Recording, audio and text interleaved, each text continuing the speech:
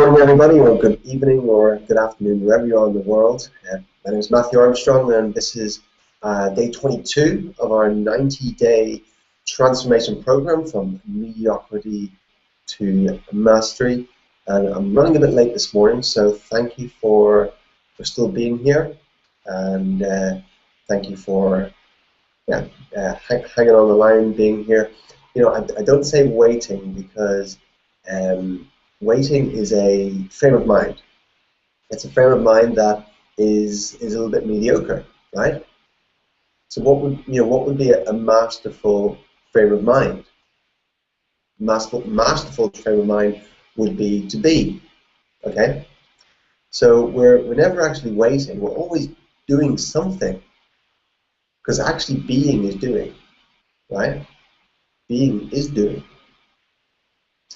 So we're never actually waiting. We're always doing something, and we can be being, right?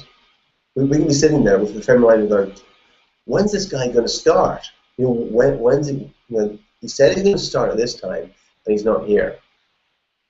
When's the hangout going to start?" I'm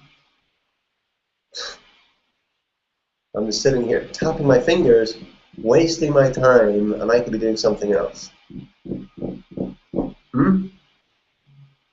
Okay, that's a state of mind, that's a frame of mind that is mediocre. We go say, okay, I'm going to take this time to meditate.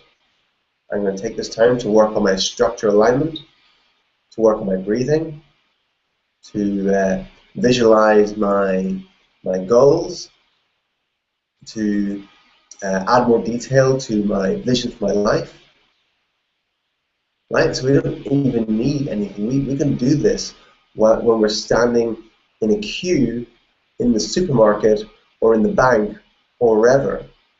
We never have to be waiting. We can only be doing something that is going to be constructive for us, that is going to be productive for us. And let me tell you, standing there and putting your attention on your breathing and your structure, and then putting your attention on your vision for your life, that is time extremely well spent.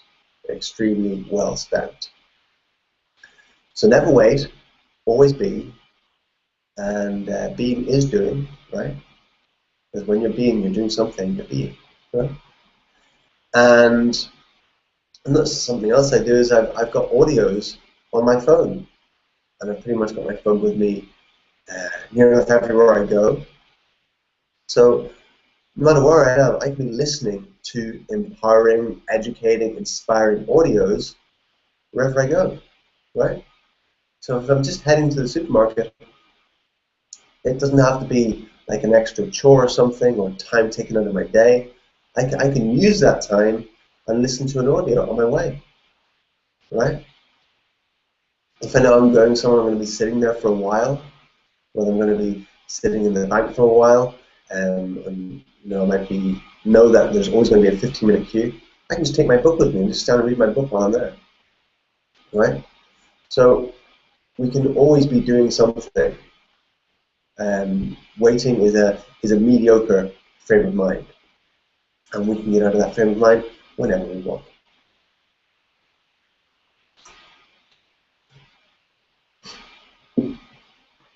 Victim mentality is also a mediocre way of being. To be in the victim mentality, you know, to be saying things like, oh, why does this have to happen to me? And seeing yourself as the victim. This is also a state of mind which is mediocre or less than, that you can change in an instant. And you know, this relates to relationships, and that's what we're talking about this week. We're in the relationship section of the values factor. And if this is the first hangout you're watching, we're reading from this book, The Values Factor by Dr. John Demartini. And as you follow along all these trainings over 90 days, you will need this book. You'll need this book to get full benefit from. So you know, please go to drdemartini.com to either get the book there or Amazon.com, or just find out more about his work by going to drdemartini.com as well. And as we're in this section this week, the chapter of relationship, we're reading directly from the book, as that's how I felt I could serve everyone best. At first I thought maybe I'll just read a chapter and then talk about it and talk about what I learned and what I can pass on. But I thought, no, I'm going to read it. It seemed strange to me at first, but I believe it's the best way to do it. So I'm always thinking about, how can I how can I serve, right? How can I serve to my best ability? And sometimes the best way to serve is can seem a little bit odd, right? It can seem a little bit odd to the status quo, the mainstream or whatever, right? Yeah, so in relationships, the victim mentality is something that keeps us in a very low-level relationship. If we're seeing ourselves as a victim in the relationship, or if past relationships, if we see ourselves as a victim of the relationship, whether the relationship ended badly or the person left us, or or it could be with a friend or business colleague that what do you call it, double-crossed us or betrayed us or something like that. Talk behind our back and then we find out about it. And it can be very easy to fall into that category of oh, I'm the victim, that person did that to me, therefore it affected my life in some negative way, right? It's very easy to fall into that place. But when we understand this philosophy that we're learning in these 90 days, that what is life to you? It's how you perceive reality, how you perceive the world will make a huge impact on how you perceive events and whether they empower you or disempower you, right? So if you see life as a game, life as a school or a training ground, that can be empowering, right? That can be empowering. Especially if we see it as a game, we don't take things so seriously, we can be a bit lighter about things. That's something that helped me a lot, whenever I started taking life a little less seriously. I found a balance there,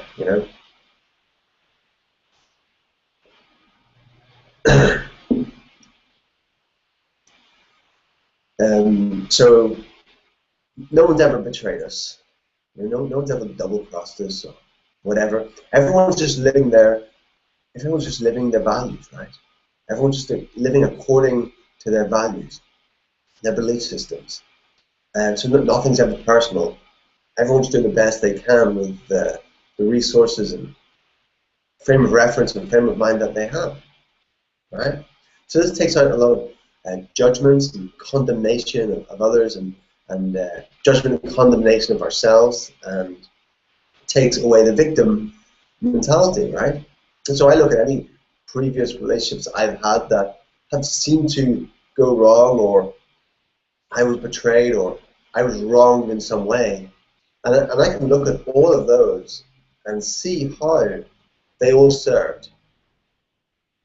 Ask the quality of our questions depicts the quality of our life, right? So look at a relationship, look at a situation, say, how does that serve? How does that serve me at the highest level? What's the benefit of that event, that situation? What's the benefit of that perceived betrayal? And what we can find when we really look at things like that is that we've learned from it, we've grown from it, we've become more involved from those situations. All relationships are there to help us grow, right? Not just the supportive ones, the challenging ones, the ones where they were really supportive and then they got really challenging. And when we can see relationships as they will be a balance of support and challenge, then we get out of the fantasy that it's a relationship that's supposed to be all supportive, when it's simply not. It's going to be a balance of support and challenge. And even the challenging times, and at those times where, you know, it's to be just as grateful for the challenge as it is for the support, because we learn and we grow from the challenge, right? And I can see the most challenging times I've had in relationships in the past, whether they be with family, intimate partner, friends, business colleagues, whatever. Those challenging times have actually helped me to grow and evolve into a better, into a stronger person. So in that way, I hold no animosity to anyone. I see it all as just great. Oh, that person was a great teacher. Everyone is our teacher, right? Everyone is our teacher. And you know, right now I've got a great teacher who's my 2-year-old son. You know, who kept me up till about 1 a.m. last night with just wanting to be up. You know, he sleeps less than other children. He just doesn't need that much sleep. I don't need that much sleep, but maybe a bit more than I had last night anyway. And so yeah, he just doesn't need that much sleep, and sometimes he'll stay up right till after midnight, and he'll be up again first thing in the morning. So I learn a lot from him. The challenges he gives me are helping me grow a lot as well. So I'm aware that we started late this morning, so I'm going to carry on with our reading right now. And then with the reading, it will help to bring together from different angles what we've just been talking about. So we're on page 138, letting go of fantasies and celebrating reality. Virtually all of us have grown up with various fantasies about relationships. We believe that we can find so-called perfect life partner who will nurture us and never challenge us. We believe that we can create families that are havens from conflict rather than the war zones that they also become. We believe that we can find friends who will never disappoint us, and that we can work with colleagues or business partners who will always see things our way. Oh sure, we pay lip service to relationships that include challenges, conflicts, disappointments, or disagreements. But when we imagine these difficulties, we picture minor differences of opinion, not the soul-wrenching, heart-splitting, mind-blowing divergence of values that important relationships inevitably include. If relationships include such significant challenges to our highest values, then how do we deepen our feelings and engage in fulfilling, inspiring relationships? The secret is to see a balanced equation, the drawbacks to every benefit and the benefit to every drawback. Let me give you an example. When Evan came to see me for counselling, his major complaint was blandness in his marriage, which had just entered its 10th year. We almost never have sex anymore, Evan told me. And when we do, I won't lie to you, it's nothing special. Harley doesn't do anything wrong exactly, but I feel that we're just in the rut where nothing great or inspiring ever happens. Everything is just blah. I thought for a second, then I asked him, who are you comparing your wife to? Evan was shocked. Clearly, regardless of whatever else he had expected me to say, this question pushed his thinking into a whole new direction. I don't understand, he said.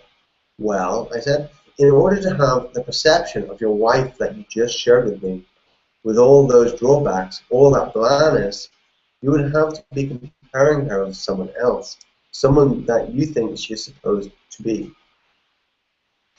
Eventually, we traced his comparison back to somebody he had met at Club Med, a vacation resort where he had gone for a 3-day weekend with a buddy more than 10 years earlier. He actually arrived a few hours before his buddy, and while he was checking in, he saw a young woman wearing hot pants and a little crop top.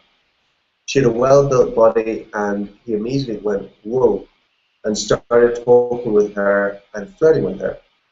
Pretty soon they had made a date to meet out at the bar by the pool, and the next thing he knew, they had gone up to his room. There they spent the next 3 days just exploring each other's bodies and reveling in each other's company. They had a hot tub, they had food delivered to the room, and all in all, they had everything they needed for a passionate 3-day sexual experience. Evan was actually dating someone else at the time, and he didn't want his buddy to know about the list of the fling. So when his buddy arrived and knocked on Evan's door, Evan just didn't answer. He and his new friend spent the 3 whole days together, and then at the end of the weekend, Evan went home.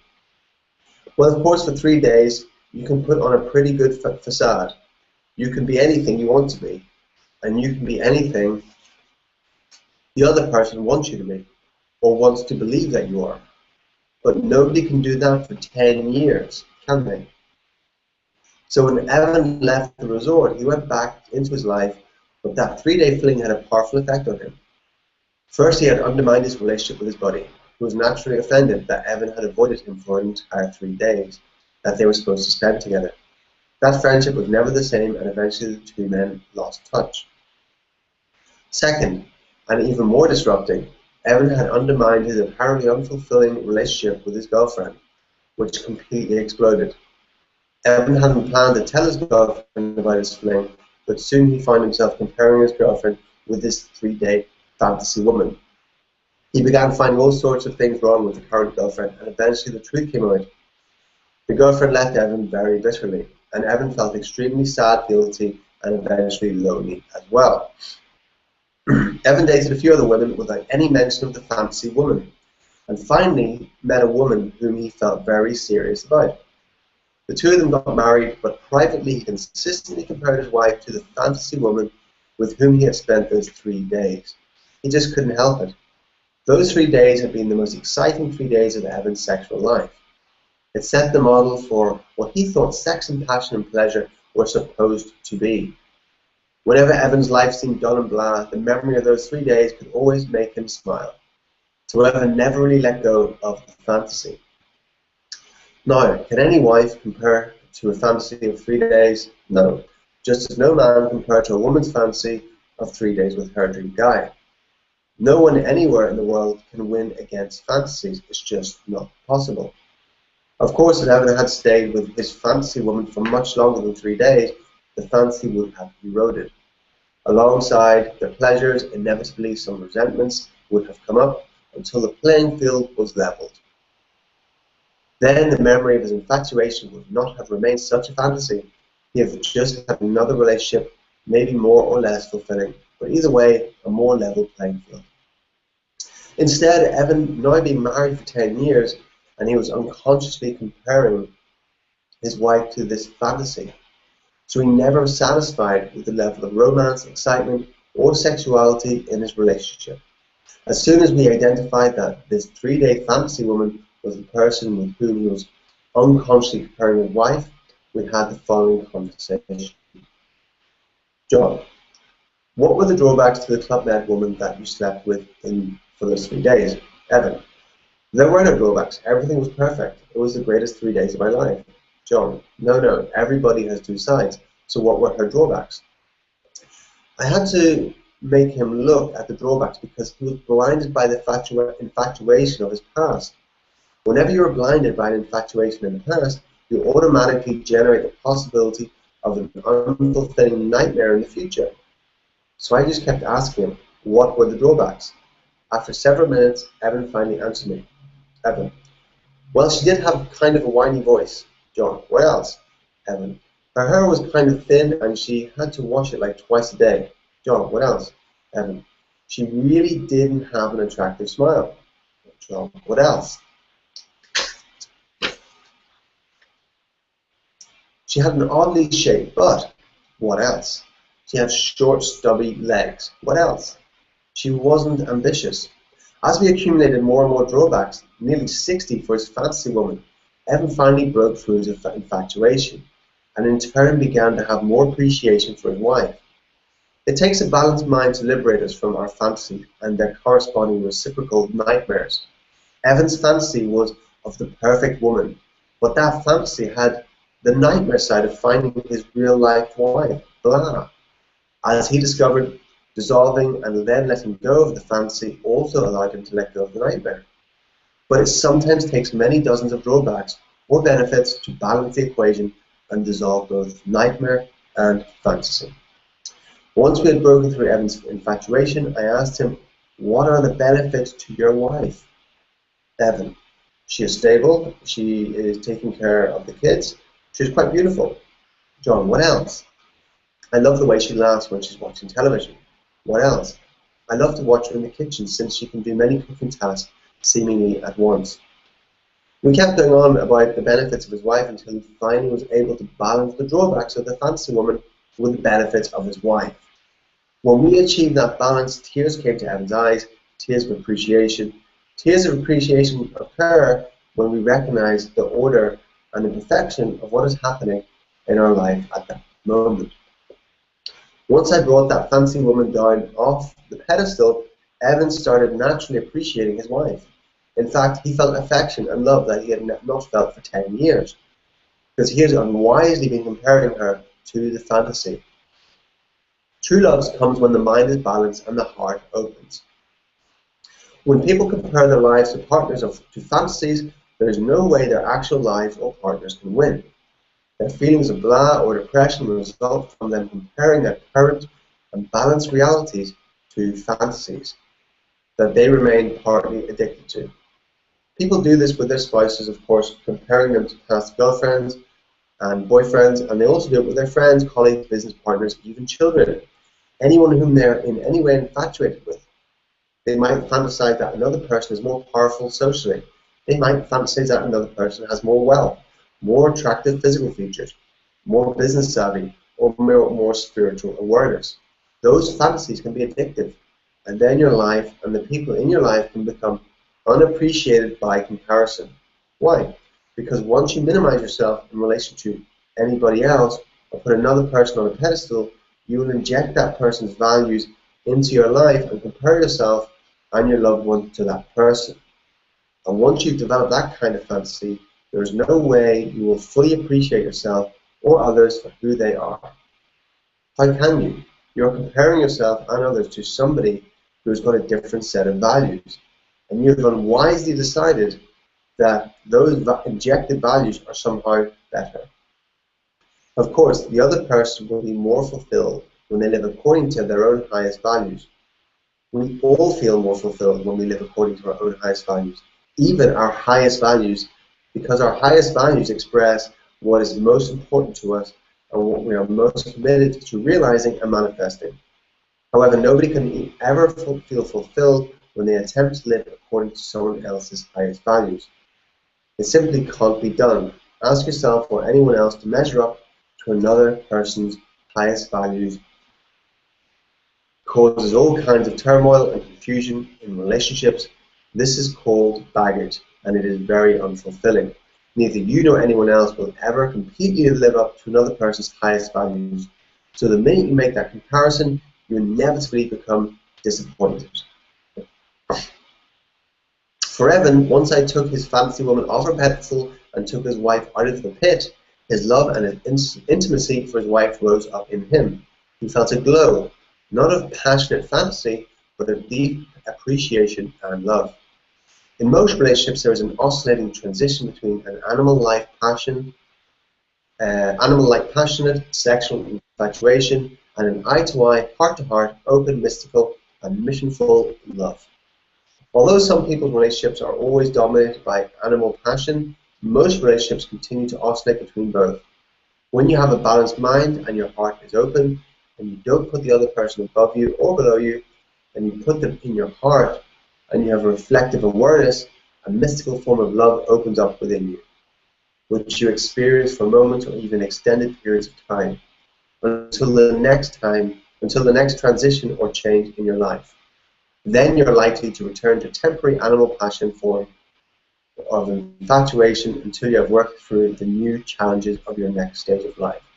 However, you are unlikely ever to experience the more meaningful, missionful love as long as you are run by your more primitive animal passions and dominated by your impulses, instincts, infatuations, and resentments, based on the fantasies or nightmares of your future or your past. That type of infatuation and resentment can interfere with friendships, family connections, business partnerships, and any other type of relationship that matters to you. As long as your true vision is blocked by a fantasy, you will not be able to appreciate either yourself or the person you're relating to, because you won't be seen clearly and your heart will not be open. Okay, so we'll end the reading for today right there. Great story, and so much to learn from it. Now we can look at our fantasies and take people off their pedestals and take other people out of their pits and put everybody in our hearts, right?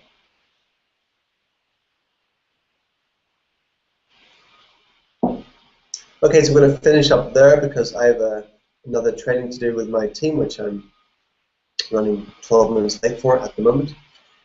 So if you're on my team, my Financial Freedom team, you can join that. I will have sent you the link in your email, or I will have had it on our team page. It can be on our team page as well, on our Facebook page. I will put it in there. So if you're in a team, then you can go straight to that now.